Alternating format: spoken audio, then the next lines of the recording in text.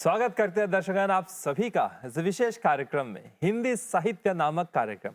जब साहित्य के बारे में बात कर रहे हैं, खासतौर पे हिंदी साहित्य के बारे में बात कर रहे हैं, अभी हाल में ही 10 जनवरी को हमने विश्व हिंदी दिवस मनाया। पूरी दुनिया के हिंदी चाहने वालों ने इस शुभ दिन को बहुत ही हृदय के साथ मनाया और कई संस्थाओं द्वारा सुंदर कार्यक्रम का आयोजन भी हुआ था।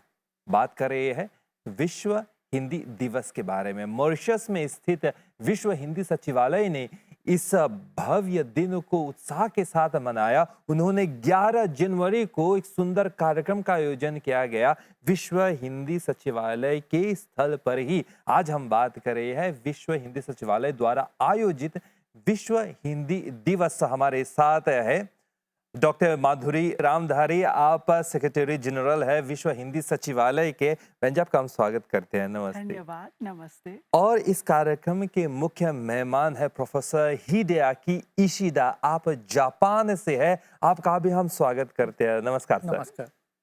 तो आज का कार्यक्रम बहुत ही खास है क्योंकि हम बात करने वाले हैं विश्व हिंदी दिवस के बारे में, खासतौर पे स्थानीय स्तर पर और अंतर्राष्ट्रीय स्तर पर, और जापान में किस तरह से हिंदी भाषा को बढ़ावा दिया जा रहा है, इसके बारे में भी हम बात करने वाले हैं।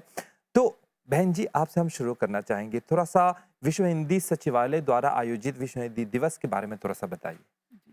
विश्व हिंदी सचिवालय हर साल 10 जनवरी को बहुत ही भव्य रूप से विश्व हिंदी दिवस का आयोजन करता है और यह एक ऐतिहासिक तिथि है क्योंकि 10 जनवरी 1975 को ही प्रथम विश्व हिंदी सम्मेलन का आयोजन किया गया था और उसी सम्मेलन में यह निर्णय लिया गया था कि एक वैश्विक हिंदी केंद्र की स्थापना की जाए जो पूरी दुनिया में हिंदी के कार्यक्रमों एवं गतिविधियों का संयोजन करे। तो इसी प्रस्ताव का कार्यान्वयन जब किया गया तो उसके परिणाम में विश्व हिंदी सचिवालय की स्थापना हुई मॉरिशस में। और जब आप बात कर रहे हैं विश्व हिंदी कॉन्फ्रेंस द्वारा, वो भोपाल में हुआ था। जी, भोपाल, ये भारत। पहली बार के लिए मॉरिशस के कलाकार जो अंधा युग खेला गया वहां पे मॉरिशन कलाकारों द्वारा। जी जी, यहाँ पर एक नाट्य टोली गई हुई थी अंधा युग का मंचन करने के लिए और यह मंचन भी बहुत ही सफल रहा और ऐतिहासिक गतिविधि रही। जी। बहुत ही सुंदर। और इस साल विश्व हिंदी सचिवालय द्वारा विश्व हिंदी दिवस का आयोजन हुआ और इस साल का थीम विषय क्या था? इस साल हमने विषय रखा था हिंदी उच्चारण। हर साल एक विषय का चयन किया जाता है और उसी विषय पर अलग अलग गतिविधियों का आयोजन किया जाता है, जैसे परिचर्चा सत्र, कार्यशाला, संगोष्ठी एवं साक्षात्कार।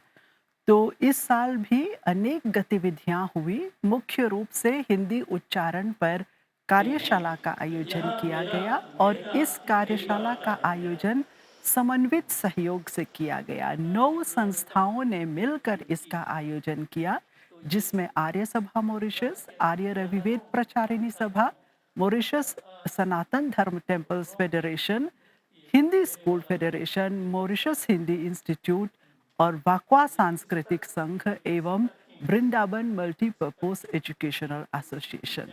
तो जितनी भी संस्थाएं बैठकाएं चलाती हैं उन सब ने मिलकर इसका आयोजन किया और बहुत ही सफलता मिली। देश भर में जहाँ जहाँ भी बैठकाएं हैं उन बैठकाओं के हिंदी शिक्षक बहुत ही उत्साह उमंग के साथ विश्व हिंदी सचिवालय के प्रांगण में पहुंचे थे और कार्यशाला के 2 सत्रों में उन्होंने भाग लिया।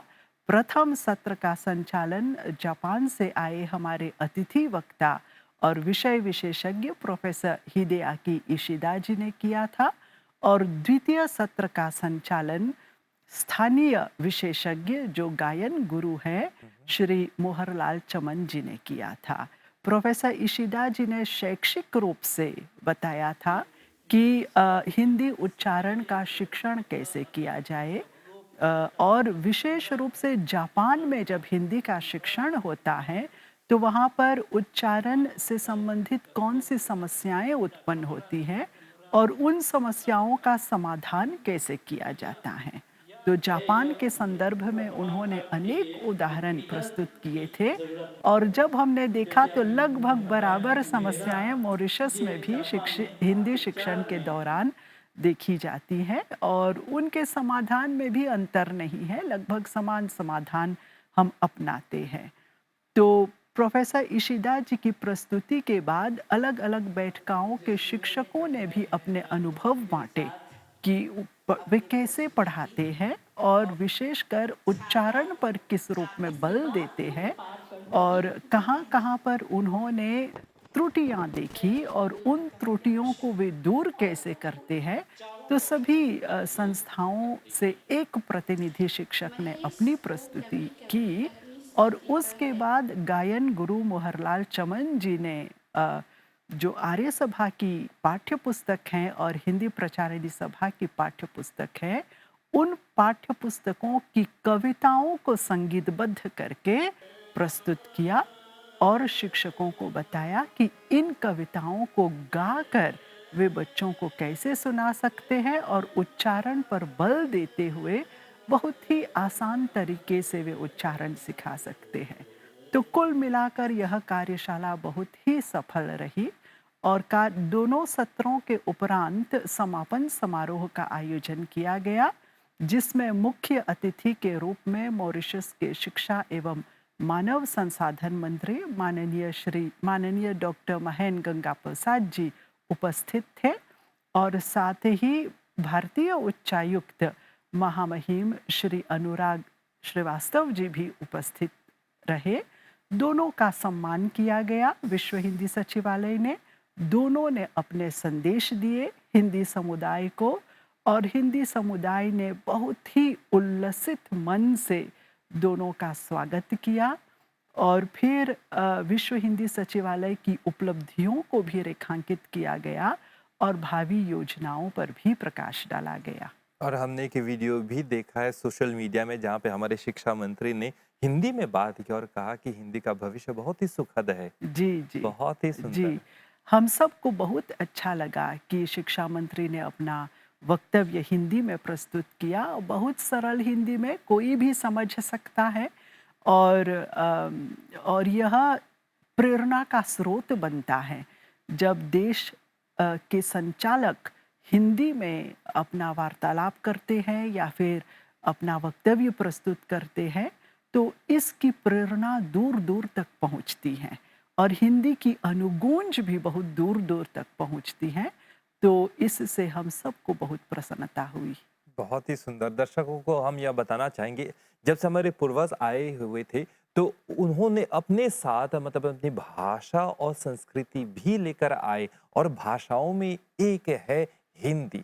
मातृभाषा हमारी, गर्व से हम कहते हैं और हमारा उत्तरदायित्व होता है, कर्तव्य होता है कि इस भाषा को, हमारा कर्तव्य है कि उसको आगे ले चले, नई पीढ़ी को सिखाए। अभी हम बैठे हुए स्टूडियो में, चलिए अब अपनी कुर्सी की पेटी बांध लीजिए क्योंकि उड़ान भरने वाले हैं, हम रुक लेने वाले हैं। भारत नहीं बल्कि भारत को छोड़कर थोड़ा सा और आगे जापान में जाएंगे और वहां पे हिंदी भाषा जो है उसको हम किस तरह से बढ़ा रहे हैं। वहां के लोग, वहां की हिंदी प्रेमी हमारे साथ है प्रोफेसर हिडेयाकी इशिदा। सर जी आपका हम स्वागत करते हैं। नमस्कार जी। हम हिंदी में बात कर ले क्योंकि कई लोग सोच रहे हैं कि प्रोफेसर जी किस भाषा में बात करेंगे। आपकी भाषा जापानी भाषा है। जी, थोड़ा सा अपने बारे में बताइए। अच्छा, तो जापान में वैसे वो जापानी भाषा ही बोली जाती है। तो हम लोग ये हमारा वो हिंदी से वैसे तो विशेष संबंध नहीं है, तो फिर भी वो हाँ, तो ये हमारा वो हिंदी का शिक्षण कैसे होता है, तो ये हम लोग जब वो कॉलेज में ये दाखिला लेते हैं तभी हमारा हिंदी शिक्षण शुरू होता है। अच्छा। तो इसलिए जो ये 18 साल के ये वो लड़कियाँ आती हैं तो उनको ये वर्णमाला आ आ इ ई से शुरू करते हैं। कंपलसरी है हिंदी भाषा वहां पे या फिर एक ऑप्शन है? ऑप्शन है। अच्छा। वैसे तो ये हमारे यूनिवर्सिटी में वो हिंदी सीखने के लिए आते हैं, फिर भी हाँ। कौन से यूनिवर्सिटी से आए हुए आप? मैं वो ये दाइतो बुंका यूनिवर्सिटी मेरा हमारा नाम। कहाँ पे पाया जाता है? वो टोक्यो के बगल में है। काफी स्टूडेंट्स है, छात्र है हिंदी के वहां पे? वो वैसे वो हर साल ये 20 से 30 के आसपास आ जाते हैं। काफी है, बहुत है। और रुचि दिखाते हैं हिंदी सीखने में? जी हाँ जी। वो हिंदी सीखने के लिए आते हैं तो ज़रूर दिखाते हैं। वैसे वैसे तो ये भारत को ये भारत देखना है या कुछ भारत भारत घूमने के लिए जाना है कुछ, तो ये इस उद्देश्य से आते हैं। सर, आपसे एक व्यक्तिगत पर्सनल प्रश्न मैं पूछना चाहूंगा। आपकी रुचि हिंदी के प्रति कैसे पैदा हुई? हाँ, ये जब मैं स्वयं ये यूनिवर्सिटी में दाखिला ले रहा था, तब ये मैं क्या पढ़ूं ये मैं सोच रहा था। तो मैं एशिया के किसी देश के बारे में मैं वो ये अध्ययन करना चाहता था।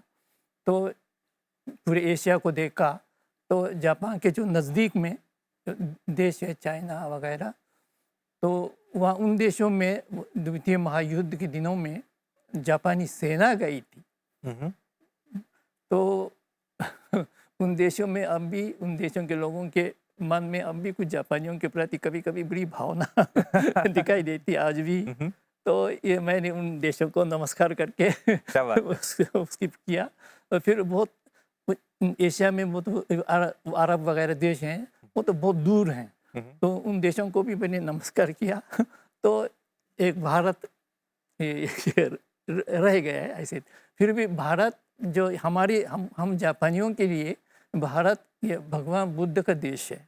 तो ये भगवान बुद्ध के देश के रूप में तो हम जापानी लोग बहुत पुराने ज़माने से ये भारत को बहुत आदर के दृष्टि से देखते आए हैं। तो ये एक बहुत बड़ा कारण है। और जापान में वैसे तो ज़्यादातर वो 90% लोग बौद्ध हैं, हम लोग।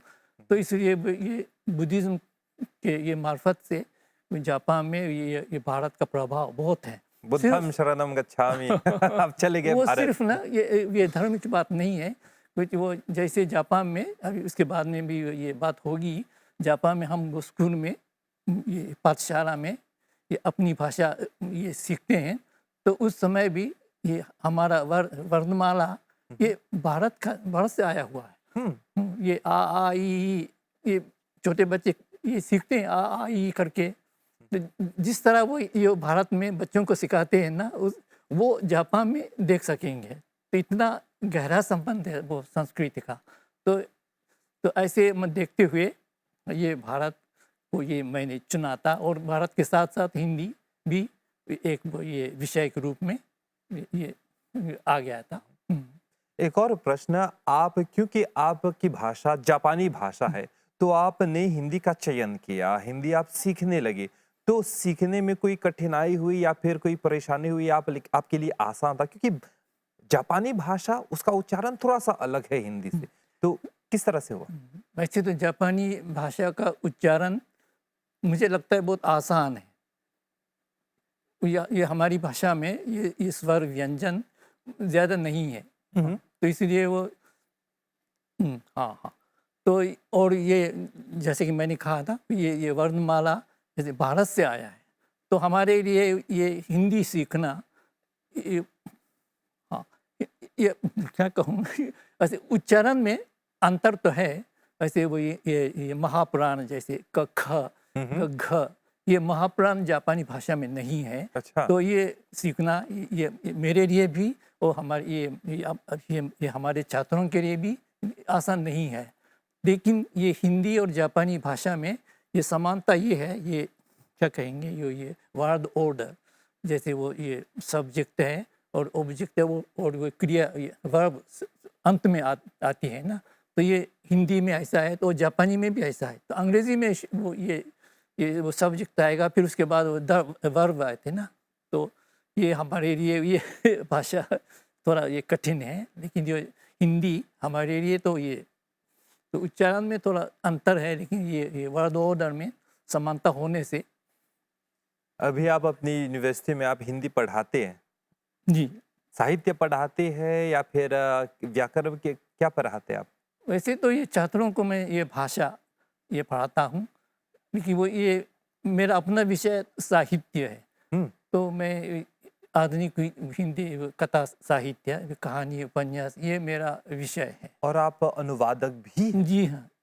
अब मैं अनुवाद को हिंदी साहित्य को जापानी में अनुवाद करके ये जापानी पाठकों तक पहुंचाना, ये मेरा अपना जो ज़िंदगी में जो जितने दिन मेरे बचे हैं उन दिनों का ये अपना कर्तव्य मानता हूँ।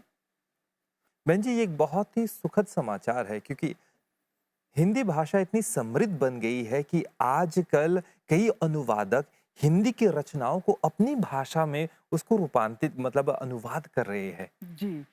और अभी तो प्रोफेसर हिदेआकी इशिदा जी ने जापान का उदाहरण दिया और वे भी निरंतर अनुवाद कर रहे हैं। लेकिन आप दुनिया के किसी भी क्षेत्र को देखें, चाहे वह अमेरिका हो, यूरोप हो, मिडल ईस्ट हो, मध्यवर्गीय क्षेत्र हो, अफ्रीका हो, या फिर उधर एशिया हो, या फिर इधर पैसिफिक रीजन हो, ऑस्ट्रेलिया हो, चारों ओर अलग-अलग भाषाओं में हिंदी से दूसरी भाषा में और दूसरी भाषा से हिंदी में अनुवाद हो रहा है।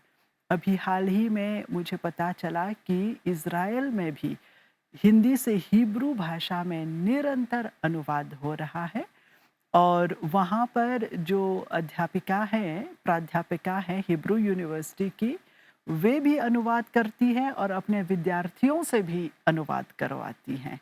तो विद्यार्थी भी अनुवाद में बहुत रुचि ले रहे हैं। बेलारूस में भी बराबर है, नॉर्वे में भी बराबर हैं और यहाँ तुर्की में भी बराबर हैं। तो अनेक भाषाओं हिंदी साहित्य अनेक लोग समझने लगे हैं दुनिया में, पसंद भी करते हैं क्योंकि उस साहित्य को वे अपनी भाषा में पढ़ते हैं। और जब अपनी भाषा में पढ़ते हैं तब फिर हिंदी को सीखने और समझने की रुचि उनमें जागती है। तभी वे हिंदी की ओर मुड़ते हैं और हिंदी सीखते हैं क्योंकि अपनी भाषा में पढ़ने के बाद वे उस साहित्य को उसके मौलिक रूप में भी पढ़ना चाहते हैं। तब हिंदी सीखकर वे हिंदी में रचित साहित्य को पढ़ते हैं, जो सचमुच बहुत बड़ी बात है और इस पर हमें गर्व होता है। चलिए, हिंदी के द्वारा पूरी दुनिया को हिंदी एक साथ बांध रही है। वसुधैव कुटुंबकम का जो कथन है वो सिद्ध हो रहा है। सर जी, आप अनुवादक है, एक प्रश्न मैं आपसे पूछना चाहूंगा कि आजकल जो है हिंदी साहित्य को कई भाषाओं में अनुवाद किया जा रहा है, तो कई चुनौतियों का सामना करना पड़ता है। उदाहरण के तौर पर आपकी भाषा जापानी भाषा में हिंदी रचनाओं को जापानी भाषा में अनुवाद करते समय कौन कौन सी परेशानियों का, चुनौतियों का सामना आप लोग करते हैं? वैसे तो बहुत सी बातें हैं, लेकिन ये बहुत सी छोटी मोटी चीज़ें जो भारतीय लोगों के लिए बहुत आम चीज़ हैं, वो खाने की चीज़ें या कुछ पहनने के कपड़े वगैरह, तो लेकिन वो साहित्य में आ जाते हैं। लेकिन ये जापानी लोगों को ये कुछ भी नहीं मालूम है, ये खाना कैसा है, ये कपड़े किस तरह का कपड़ा है।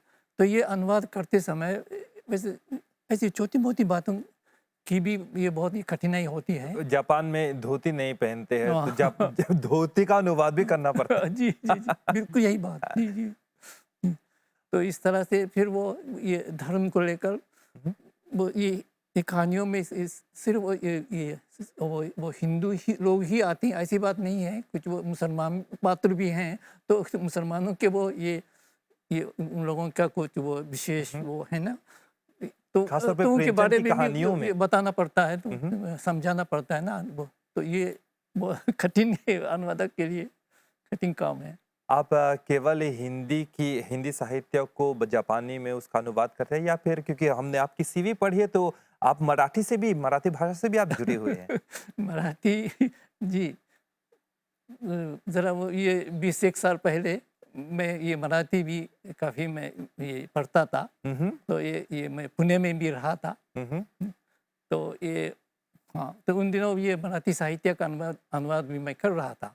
मराठी साहित्य का अनुवाद भी आप करते थे? जी जी, बहुत ज़्यादा नहीं है। अच्छा। हाँ, तो एक तो ये है वो मराठी में वो दलित साहित्य, ये वो भारत भर में वो ये महाराष्ट्र का वो ये दलित साहित्य सबसे पहले शुरू हुआ था। तो मैं उसमें मुझे रुचि थी, तो भी वो दलित साहित्य का अनुवाद भी मैंने किया था। जब हम अनुवाद के बारे में बात कर रहे हैं बहन जी, तो आजकल जो है टेक्नोलॉजी का ज़माना चल रहा है। कोई भी भाषा को हम गूगल ट्रांसलेट में डाल दें या फिर कोई और सोशल मीडिया में डाल दें या कोई और वेबसाइट में डाल दें, तो उसका ट्रांसलेशन हो जाता है। हिंदी का भी बहुत ही मतलब भरपूर से वे लोग, खासतौर पे छात्र लोग, इसका प्रयोग कर रहे हैं। तो अनुवाद होते समय कई चुनौतियों का सामना हम करते हैं। भाषा ठीक तरह से या फिर अर्थ ठीक तरह से उसका अनुवाद नहीं किया जा सकता। जी, वास्तव में हम अभी तकनीकी युग में जी रहे हैं, तो हिंदी सीखना है, सिखाना है या फिर हिंदी का प्रचार करना है, तो तकनीक का प्रयोग तो हमें करना ही करना है। तो विद्यार्थी भी और अलग-अलग क्षेत्र के हिंदी कार्यकर्ता भी जब भी अनुवाद करना होता है, तो गूगल ट्रांसलेशन का सहारा वे लेते हैं। परंतु हर भाषा की एक प्रकृति होती है और मशीन उस प्रकृति को नहीं पकड़ पाती है। मशीन शब्दों का अनुवाद कर सकता है, वाक्य संरचना का अनुवाद भी बहुत बखूबी कर ही देती है। लेकिन जहाँ भाषा की प्रकृति का प्रश्न होता है, तो वहाँ अनुवादक को जो गूगल ट्रांसलेट हुआ है, उसको पुनः देखना होता है और उसे भाषा की प्रकृति में ढालना पड़ता है। उस उसका व्याकरण सही करना होता है, वर्तनी सही करनी होती है, तब जाकर यह अनुवाद एकदम उचित बन पड़ता है। हिंदी के बारे में बात कर रहे हैं, हिंदी साहित्य को हमने भी पढ़ा है। हिंदी साहित्य में जैसे बहन जी ने कहा, एक प्रकृति है, एक आत्मा है। तो आत्मा का अनुवाद करना बहुत ही कठिन होता है, मशीन नहीं कर पाती। तो अगर आप किसी भाषा को आप सीखना चाहते हैं, उसकी मूल भाषा, उस जिस भाषा में उस साहित्य की रचना हुई है, उस भाषा को आप पढ़िए। खासतौर पे हिंदी भाषा को आप जानना चाहेंगे, तो अन्य भाषाओं द्वारा आप कर सकते हैं, ठीक है, लेकिन उसकी आत्मा को आप नहीं पकड़ पाएंगे। प्रेमचंद के बारे में बात करेंगे या फिर कई और अन्य साहित्यकार के बारे में हम बात करेंगे। उन लोगों ने अपनी साहित्य में, अपनी रचना में अपनी आत्मा डाली है और उसी आत्मा को हम जब उनके साहित्य को पढ़ते हैं, उसी आत्मा को हम पकड़ पाते हैं। विश्व हिंदी दिवस के बारे में हम बात कर रहे हैं बहन जी, तो चलिए हमारे स्थानीय स्तर पर, मॉरिशन स्तर पर हिंदी भाषा का स्तर किस तरह से कहाँ तक पहुंचा, इसके बारे में थोड़ा सा बताइए। तो मॉरिशस में आपको पता है रितेश जी कि पूर्वजों ने हिंदी का प्रचार करने में बहुत ही सराहनीय प्रयास किया है और त्याग तपस्या के बल पर ही वे हिंदी को इस देश में विकसित कर पाए हैं। तो उनके बाद अलग-अलग पीढ़ियां सामने आई और उन्होंने यह दायित्व लिया कि हिंदी को आगे बढ़ाएं। और अभी जो चौथी या पांचवी पीढ़ी हैं, वे भी कहीं, कुछ लोग शिक्षण के क्षेत्र में आए हैं, कुछ लोग लेखन के क्षेत्र से जुड़े हैं, कुछ लोग मीडिया के क्षेत्र से जुड़े हैं और कुछ लोग प्रशासन के क्षेत्र से जुड़े हैं। तो अलग-अलग क्षेत्रों में वे अलग-अलग ढंग से हिंदी का प्रचार कर रहे हैं। विश्व हिंदी सचिवालय स्थानीय रूप से भी और अंतर्राष्ट्रीय स्तर पर भी हिंदी का प्रचार करता है, क्योंकि उसका प्रमुख दायित्व है अंतर्राष्ट्रीय स्तर पर हिंदी का प्रचार करना। और जब अंतर्राष्ट्रीयता की बात करते हैं तो उसमें राष्ट्रीयता समाहित होती है। तो देश में भी हम अनेक गतिविधियों का आयोजन करते हैं विश्व हिंदी सचिवालय के सभागार में, जिसमें देश के पूर्व प्राथमिक शिक्षकों को भी आमंत्रित करते हैं। उन्हें हम सिखाते हैं हिंदी में बाल गीतों का गायन करके बच्चों को हिंदी से कैसे परिचित कराया जाए। तो हर वर्ष हम इस प्रकार का प्रशिक्षण करते हैं और फिर प्रशिक्षण करने के बाद हम बाल गीत गायन प्रतियोगिता का भी आयोजन करते हैं। शिक्षक सचिवालय से सीख कर अपने अपने स्कूलों में जाते हैं, तो वहाँ पर वे पूर्व प्राथमिक स्तर के बच्चों को बाल गीत सिखाते हैं और वही बच्चे हमारी प्रतियोगिता में भाग लेते हैं और जो बच्चे बेहतरीन गायन करते हैं उन्हें विश्व हिंदी सचिवालय पुरस्कृत करता है। तो यह रही पूर्व प्राथमिक स्तर की बात। अब प्राथमिक स्तर और माध्यमिक स्तर के शिक्षकों को भी अलग-अलग गतिविधियों में हम बुलाते हैं। कभी हिंदी अध्ययन और अध्यापन पर कार्यशाला का आयोजन होता है, तो कभी-कभी हिंदी साहित्य शिक्षण पर कार्यशाला का आयोजन होता है। फिर इसके अलावा हम बैठका के शिक्षकों को भी आमंत्रित करते हैं, क्योंकि बैठकाओं में अलग स्तर पर पढ़ाई होती है और एक अलग स्तर है, चौथा जो स्तर है वह है विश्वविद्यालयी स्तर के विद्यार्थी। तो उन्हें भी अलग-अलग आयोजनों से हम जोड़ते हैं और विद्यार्थी मात्र आकर श्रोता के रूप में सुनते नहीं हैं, अपितु कभी नाटक का अभिनय करते हैं, तो कभी कविता पाठ करते हैं, तो कभी कहानी कथन करते हैं। अर्थात हमेशा विद्यार्थियों को किसी न किसी कार्य से भी जुड़े रखते हैं, ताकि वे सक्रिय रूप से भाग लें गतिविधियों में। तो जहाँ तक हो सके हिंदी का वातावरण बनाए रखने का प्रयास किया जाता है और इन्हीं प्रयासों के बल पर हम सभी लोगों को साथ लेकर चल रहे हैं, चाहे राष्ट्रीय स्तर हो, चाहे अंतर्राष्ट्रीय स्तर हो। बहुत ही सुंदर जी। कार्यक्रम के अंत तक तो पहुंच रहे हैं, लेकिन जाने पे से पहले प्रोफेसर हिदेaki इशिदा, जापान के बारे में हम जानना चाहेंगे। हिंदी सीखकर हिंदी के छात्रों के सामने कौन-कौन से कार्य क्षेत्र की संभावनाएं होती है? वैसे वो ये जिन छात्रों को भारत के प्रति बहुत ये गहरा लगाव ये है, तो वो भारत में आना भी चाहेंगे और कहीं अगर वो संभव हो तो नौकरी भी भारत की कंपनी में नौकरी वो पाने की कोशिश भी करते हैं और कुछ लोगों को सचमुच में ये भारत के वो कंपनी में नौकरी मिलती है। और फिर वो ये वैसे तो ये फॉरेन मिनिस्ट्री वगैरह जाने वाले भी हैं और लेकिन ज़्यादातर छात्रों को वैसे नौकरी वैसे भारत से संबंधित नौकरी तो बहुत मुश्किल है, उतना नहीं सीमित है, सीमित लेकिन है। फिर भी काम हो रहा है। तो जापान की कंपनी में ये नौकरी कर लेते हैं। तो आज के कार्यक्रम में खास तौर पे आज का कार्यक्रम विश्व हिंदी दिवस के अवसर पर हुआ और विश्व हिंदी सचिवालय द्वारा एक बहुत ही सुंदर कार्यक्रम का आयोजन हुआ। तो इसी अवसर पर बहन जी आप आए हमारे स्टूडियो में और प्रोफेसर हिदेaki इशिदा जी आप भी आए हमारे स्टूडियो में, इसके लिए बहुत बहुत धन्यवाद। नमस्कार। आपको भी धन्यवाद। नमस्ते। तो दर्शकगण आप लोग साथ देते रहिए और हम विश्व हिंदी दिवस के अवसर पर आपसे जरूर कहना चाहेंगे, जो आप हमें देख रहे हैं, आप माँ बाप है, अपने बच्चों को प्रेरित कीजिए हिंदी सीखने के लिए। कम से कम HSC तक आप लोग उन लोगों को हिंदी सिखाइए, बाद में जाके उन लोगों की रुचि के हिसाब से अन्य विषय का चयन ये लोग कर सकते हैं, लेकिन हिंदी भाषा है तो पूरी दुनिया है हमारी मुट्ठी में। तो इसी के साथ अगले कार्यक्रम तक हमें आज्ञा दीजिए। नमस्कार।